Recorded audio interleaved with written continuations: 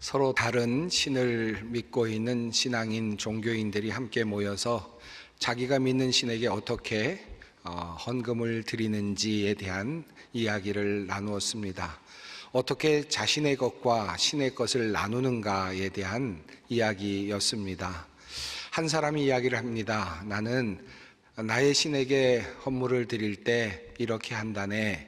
한 가운데 밑줄을 하나 쭉 그어놓고는 내가 하늘로 모든 재물을 올려드리면서 나의 신에게 말한다네. 하나님, 내 것은 왼쪽으로 남겨주시고 또 오른쪽으로 떨어지는 것은 하나님의 것입니다 라고 하늘로 높이 던지면 내 것에 떨어진 것은 내가 갖고 또 오른쪽에 떨어진 것은 하나님께 드린다네 라고 이렇게 이야기를 했습니다. 그러자 옆에 있던 조금 인색한 또 다른 한 신앙인이 이렇게 이야기를 했습니다. 나는 내가 들어갈 만한 조그마한 원을 하나 그려놓고는 그리고는 하늘로 나의 재물을 올려드리면서 말한다네. 하나님, 나의 것은 원 바깥에 떨어지게 해주시고 하나님의 것은 원 안에 들어가게 해주십시오 라고 그렇게 기도를 하고 원 안에 들어간 것만 하나님께 드린다네 라고 이렇게 이야기를 합니다. 그러자 두 사람의 이야기를 듣던 또 다른 한 사람이 두 사람을 핀잔을 주면서 말을 합니다. 자네들은 믿음이 약하구만 라고 이야기하면서 나는 땅에다가 밑줄을 긋지도 않고 또 원을 긋지도 않는다네. 나는 아무것도 긋지를 않는다네. 나는 하늘로 완전히 하나님께 온전히 올려드린다네. 그러면서 나는 하나님께 기도한다네. 하나님의 것은 하늘에서 받으시고 조금만 저에게 땅으로 내려주십시오 라고 하면 대부분 다 땅으로 떨어진다네. 나의 하나님이 나에게 다 주신다네. 이렇게 이야기를 했다고 합니다. 현대판 탈무드 유머에 나오는 이야기인데요, 하나님의 것과 우리의 것을 어떻게 구별할 것인가에 대한 우스꽝스러운 이야기입니다. 종종 저는 이 헌금과 관련된 이야기를 할 때마다 이 예화가 자주 떠오르곤 합니다. 우리가 추수한 것들 중에 얼마만큼이 하나님의 것일까요? 얼마만큼이 나의 것이 될까요? 헌금과 관련하여서 하나님께서 우리에게 알려주신 원칙이 딱 한 가지 있습니다. 그것은 바로 10의 1조를 드리라 라고 하는 것인데, 그것이 어떤 것인지 정확하게 아주 자세하게 규명이 되지는 않습니다. 그저 하나님께서 너의 소산의 10의 1을 드려라 라는 그런 말씀만이 있습니다. 저의 선친의 경우에는 매달 작은 사례비에서 항상 10의 1조를 11조를 만들어 드리곤 하셨습니다. 물론 목회자이셨으니까 당연히 하실 일이었겠죠. 그런데 사실은 그보다 조금 더 놀라웠던 일은 추수감사주일이 되면 1년 동안의 사례비 전체, 그러니까 요즘으로 말하면 연봉에 해당하는 사례비 중에서 11조를 또 따로 바치곤 하셨습니다. 그래서 추수감사주일 때가 되면 저희 가족은 조금 긴장이 되곤 했습니다. 계산해 보면 결국 10의 2조를 하나님께 늘 드리곤 하셨습니다. 거기서 끝난 것은 물론 아니었죠. 따로 모인 부수적인 수입들을 잘 모으셨다가 전에 언젠가도 말씀드렸습니다마는 크리스마스가 되면 동네 아버지가 없는 아이들에게 신발을 사서 나누어 주곤 하셨습니다. 저희 가정에 4 자녀들이 있었고 결코 넉넉한 가정이 아니었습니다. 저는 그런 신앙의 가정에서 태어났고 또 자라났습니다. 그리고 수십 년이 지났습니다. 그리고 나서 가만히 살펴보니까 그렇게 무식하게 헌신하시고 헌금하신 부모님 밑에서 우리가 자라났는데 한 번도 굶은 적은 없었구나 라는 생각이 들고, 대단한 삶은 아니지만 그러나 부족함 없이 살았구나 하는 그런 생각이 듭니다. 사실 오늘 저는 추수감사절 헌금을 어느 정도 할 것인가에 대한 이야기를 하려고 하는 것은 아닙니다. 하지만 저는 과거 아름답고 어찌 보면 무모해 보이기도 했던 우리 신앙의 선조들의 발걸음을 한 번쯤 다시 이쯤에서 돌아보고 싶다라고 하는 그런 마음이 들었습니다. 그리고 우리보다도 더 없던 시절에, 그리고 우리가 누리는 것보다 더 못 누렸던 그 시절에 자신의 것을 아낌없이 바치면서 하나님께 감사를 드렸던 선조들의 그 신앙, 그 마음을 본받고 싶다라고 하는 그런 생각이 듭니다. 옛날 일입니다. 제가 처음으로 목회를 시작할 때 일인데, 처음 목회를 시작할 때 저희 아버님께서 첫 목회는 아버지와 함께 한 1년만 하자라고 하셔서 제가 아버님께서 목회하시던 그곳에서 1년간 영유아 유치부를 맡아서 1년 동안 전도사로 봉사를 하고 그 다음에 이제 다른 사역지로 나갔더랬습니다. 그래서 아버님께서 목회하시는 것을 1년 동안 주위에서 자세히 살펴볼 기회가 있었습니다. 과거에는 매달 말이 되면 이제 교육자들에게 사례를 주곤 했는데, 매주 마지막 주일 예배가 다 끝나게 되면 저녁 예배까지 다 끝난 다음에 교육자들이 함께 모여서 또 기도도 하고 말씀도 나누고 또 사례비도 받는 그런 일들이 있었습니다. 그때 사례비를 나누어 주셨던 아버님의 모습이 늘 제 마음에 남아 있습니다. 늘 아버님께서는 이렇게 말씀을 하곤 하셨습니다. 사례비가 작아서 미안합니다. 살다 보니 사례비가 많다고 넉넉한 것도 아니고 사례비가 적다고 부족한 것도 아닙니다. 성도들의 감사한 마음이 담겨 있으니 여러분도 감사한 마음으로 받아주세요 라고 말씀하시고 기도를 하곤 하셨습니다. 그 말씀과 그 모습이 지금도 저의 머릿속에 늘 아주 또렷하게 남아 있습니다. 오늘 추수감사주일을 맞으면서 옛날 그 어른들의 생각이 났습니다. 정말 뜨겁게 사랑했던, 교회를 사랑하셨던 그분들의 헌신이 오늘은 특별히 그렇게 그리워지기도 합니다. 첫 번째 추수감사절을 한번 떠올려 봅니다. 1620년 영국의 청교도들이 종교의 자유를 찾아서 메이플라워를 타고 몸을 싣고 그리고 바다를 항해해 나왔습니다.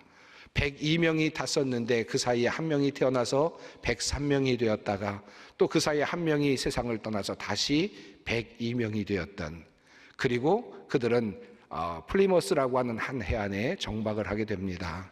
그런데 그 정박하고 나서 6개월도 지나지 않아서 그 겨울에 절반 이상의 사람들이 모두 전염병으로 사망하는 아주 큰 불행을 겪게 됩니다. 그럼에도 불구하고 이듬해 봄에 그들은 힘내서 일어났고, 그리고 원주민들이 나눠주는 씨앗을 가지고 옥수수와 호박, 콩들을 재배하기 시작했고, 그리고 그해 가을에 그들은 첫 번째 추수감사절을 지내게 되었습니다. 저는 이런 생각을 해봅니다. 어떻게 그들에게 그런 감사가 가능했을까? 적어도 한 가정에 한 명 정도씩은 다 가족 일원을 잃었을 법한 상황이었는데 어떻게 그들에게 그 정도의 감사가 가능했을까? 이런 척박한 상황 속에서 그들은 어떻게 감사할 수 있었을까?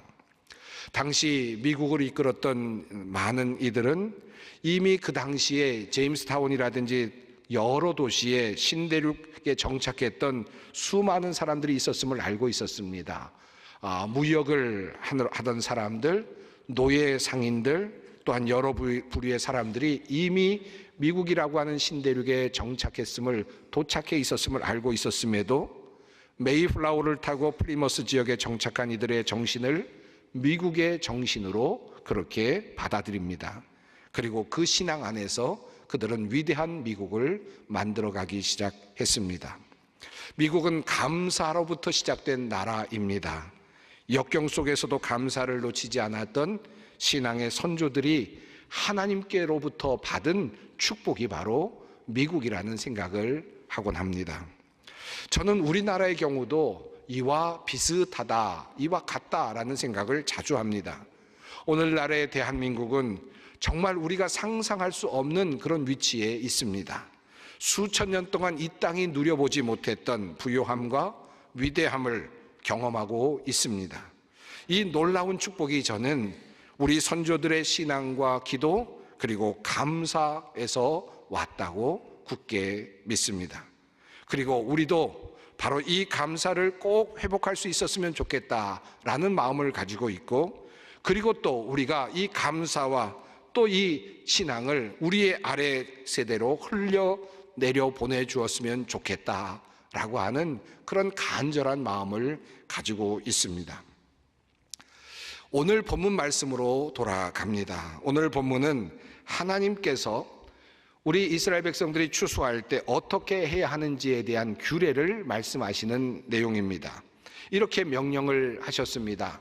너희가 너희 땅에서 곡식을 거둘 때에 너는 밭 모퉁이까지 다 거두지 말고 내 떨어진 이삭도 줍지 말며 내 포도원의 열매를 다 따지 말며 내 포도원에 떨어진 열매도 줍지 말고 가난한 사람과 거류민을 위하여 버려두라.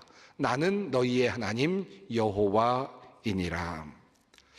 이 말씀은 추수감사의 제사를 드리기 전에 밭에서 곡식들을 추수할 때 어떤 원칙에 따라서 추수를 해야 하는가를 말씀하시는 주님의 명령입니다. 사실 추수감사에서 추수를 하여 얼마나 큰 제물을 드리는가, 얼마나 많은 양의 곡식을 주님께 드리는가 하는 것도 중요하겠지만 어떻게 곡식을 얻는가 하는 문제도 매우 중요합니다. 다시 말하면 어떻게 추수를 하는가 하는 것이 매우 중요하다는 말씀입니다. 어찌 보면 이 말은 우리의 재산의 축적 과정이 중요하다라는 말과도 일맥상통할 수 있을 것입니다. 하나님께서는 우리가 추수를 할 때 그 과정 안에 공의와 그리고 사랑이 담겨 있어야 한다라고 말씀하십니다. 다시 말해서 우리가 10의 1조를 바치느냐 10의 2조를 바치느냐 그것이 중요한 것이 아니라 우리가 그 소득을 어떻게 얻었는가, 이것이 매우 중요하다라는 말씀입니다. 하나님께서는 이스라엘 백성들에게 명령하시기를 땅에서 곡식을 거둘 때에 밭 모퉁이까지 다 거두지 말라라고 명령하셨습니다. 끝부분에 곡식들을 남겨두라라고 말씀을 하셨습니다. 또 거두다가 떨어진 이삭이 있다면 그 이삭은 다시 주어서는 안 된다라고 말씀하십니다. 포도원의 열매도 다 따지 말라라고 그렇게 명령하십니다. 그리고 그렇게 남겨진 것들은 거류민들과 가난한 자들의 몫이 될 것이다 라고 그렇게 말씀을 하셨습니다. 이런 사람도 혹시 있었을지 모르겠습니다. 밭에서 소출을 얻을 때 곡식 한 알 한 톨도 남김없이, 하나도 남김없이 다 모아서 다 쌓아놓고 그것의 10의 1조를 정확하게 하나님께 바친 사람도 혹시 있었을지 모르겠습니다. 상대적으로 본다면 밭 모퉁이에 곡식단을 남겨두고 또 여기저기에 남은 부분들을 그저 남겨둔 채로 그 곡식들을 모아서 10의 1조를 드리는 사람보다 11조의 양이 훨씬 더 많았을지도 모르겠습니다만은, 그러나 이것은 하나님께서 원하시는 방법이 아니었다라고 하는 것입니다. 다 거두지 말고 곡식단들을 일부 남겨두라라고 하는 하나님의 명령입니다. 그러면 이런 생각이 또 들 수도 있습니다.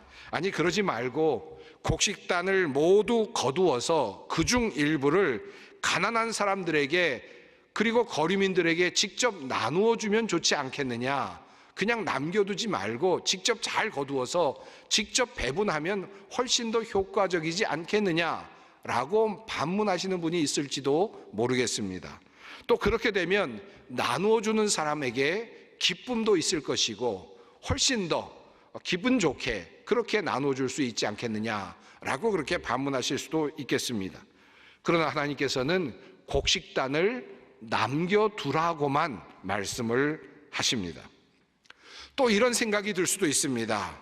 가난이 무슨 벼슬이냐, 가난한 사람들이 다 좋은 사람도 아닌데 게으른 가난한 사람도 있고 그리고 악한 그런 못난 그런 가난한 사람들도 있는데 이 가난한 사람들을 좀 구별할 필요가 있지 않겠느냐.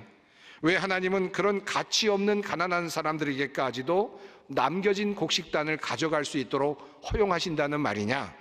차라리 우리가 남김없이 완전히 다 수거를 해서 꼭 필요하고 적절한 가난한 사람들에게 나눠주는 것이 훨씬 더 좋지 않겠느냐라고 말씀하시는 분들도 있을 수 있습니다.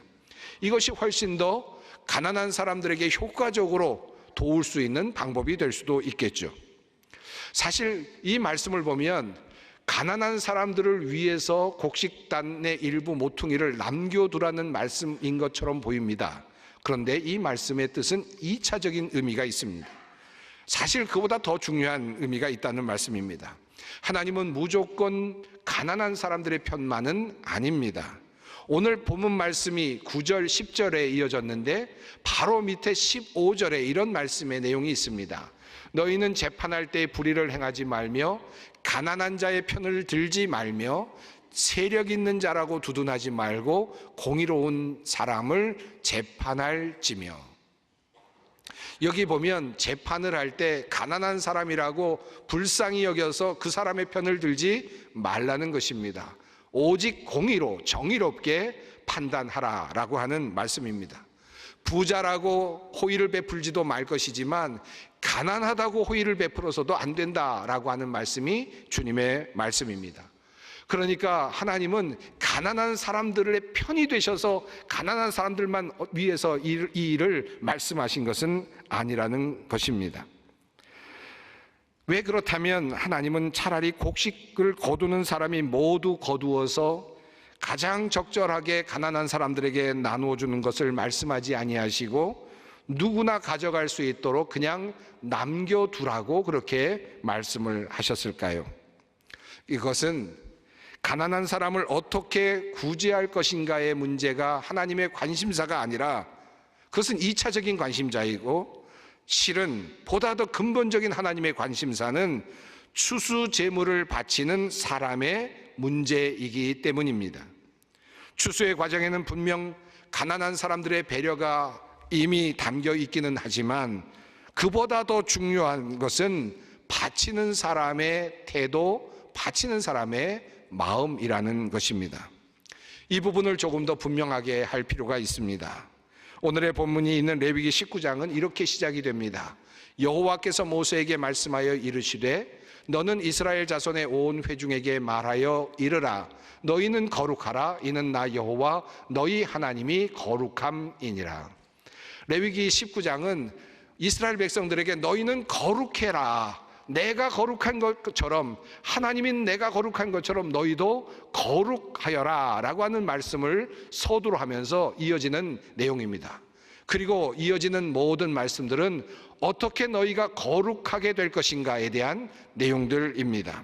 첫 번째로 우선 부모를 공경하고 그리고 안식일을 지키라고 하는 명령을 주시죠. 너희 각 사람은 부모를 경외하고 나의 안식일을 지키라 라고 말씀하시면서 나는 너희의 하나님 여호와이니라, 거룩한 여호와다 라고 하는 의미의 말씀을 하십니다. 거룩하신 하나님을 본받기 위해서 안식일을 지키고 부모를 경외하는 것이 필요합니다. 그리고 이어지는 내용은 신상을 만들지 말고 우상을 만들지 말고 그리고 온전한 제사를 드리라는 말씀이 이어집니다. 모두가 다 거룩한 백성이 되게 하는 하나의 방법들입니다. 그리고 그 다음에 이어지는 내용이 바로 오늘 본문 말씀입니다. 밭에서 난 곡식을 거두어 드릴 때에는 밭 구석구석까지 다 거두어 드려서는 안 된다. 거두어 드린 다음에 떨어진 이삭을 주어서도 안 된다. 이 말씀이 이어집니다. 즉 이 말씀은 이스라엘 백성이 어떻게 하나님 앞에서 거룩하게 될 것인가에 대한 내용이라는 말씀입니다. 가난한 사람들을 배려하라는 말씀 같지만 그보다 더 중요한 내용은 너희 이스라엘 백성들이 추수한 것을 바치는 너희들이 거룩하게 되어야 한다라고 하는 말씀입니다. 그렇게 거룩하게 사는 방법이 바로 곡식단을 다 거두지 말고 이삭을 줍지 말라라는 명령입니다. 하나님께서 재물과 관련하여서 거룩하게 사는 법을 가르쳐 주신 매우 중요한 드문 관점이기도 합니다. 가난한 자를 어떻게 도울 것인가에 대한 하나님의 구체적인 고민이 담겨 있는 명령이라기보다는 하나님의 백성인 너는 어떻게 거룩하여질 수 있는가, 재물과 관련하여서 추수한 곡식들과 관련하여서 너희는 어떻게 거룩하여질 수 있는가에 대한 내용을 말씀하시는 것입니다. 즉 하나님의 말씀의 핵심은 이것입니다. 내가 이제 추수하는 모든 곡식단들 중에서 일부는 너의 것이 아니다라는 것을 인정하라라는 말씀입니다. 이것을 인정하는 것이 바로 거룩에 닿는 것이라는 것입니다. 내가 지금 추수하는 모든 곡식단이 있습니다. 물론 나의 농장입니다. 나의 밭입니다. 그런데 일부를 남겨두어야 합니다. 왜요? 그것은 나의 것이 아닙니다. 내가 열심히 노력했습니다. 열심히 가꾸었습니다. 그럼에도 불구하고 그 단은 남겨두어야 합니다. 왜요? 이것은 내 것이 아닙니다. 하나님의 것이 될 수도 있고, 가난한 어떤 사람의 것일 수도 있고, 또 어떤 지나가던 사람의 것이 될 수도 있습니다. 그러나 내 것은 아닙니다. 바로 이 사실을 기억하는 것, 그리고 이 사실을 드러내는 것, 이 사실을 행동으로 보이면서 실천하는 것이 바로 경건이고 거룩이다 라는 말씀입니다. 그래서 주님은 말씀하십니다. 너희는 거룩하라. 이는 나 여호와 너희 하나님이 거룩함이니라. 내 포도원의 열매를 다 따지 말며 내 포도원에 떨어진 열매도 줍지 말고 가난한 사람과 거류민을 위하여 버려두라. 나는 너희의 하나님 여호와이니라. 거룩한 하나님의 명령입니다. 그 거룩한 하나님은 내가 마땅히 다 너의 것이라고 여기면서 딸 수 있고 추수할 수 있는 그곳에서 한 공간, 한 자리를 비워두라 라고 명령하십니다. 그리고 그곳에서 손을 떼라 라고 말씀하십니다. 그것이 어떻게 사용되든지, 어떤 곳에 어떤 가난한 사람들이 누가 가져가든지 그것은 이제 너의 것이 아니다. 이것이 바로 경건이며 이것이 바로 하나님과의 관계에서 우리가 누리는 거룩함이다 라는 말씀입니다. 오늘 추수감사주의를 보내면서 우리가 하나님 앞에서 거룩하여지기를 원합니다. 나와 하나님, 내가 얻은 재물과 곡식과 하나님과의 관계를 생각하면서 이것은 내 것이 아닙니다 라고 내어놓을 수 있는 거룩이 바로 진정한 거룩의 모습입니다. 오늘 이 마음으로 주님께 바치고 드리는 감사의 예배가 되기를 바랍니다.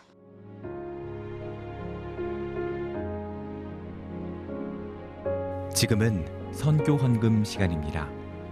이 예배를 통해 삶 가운데 은혜와 회복이 충만하시길 간절히 기도합니다.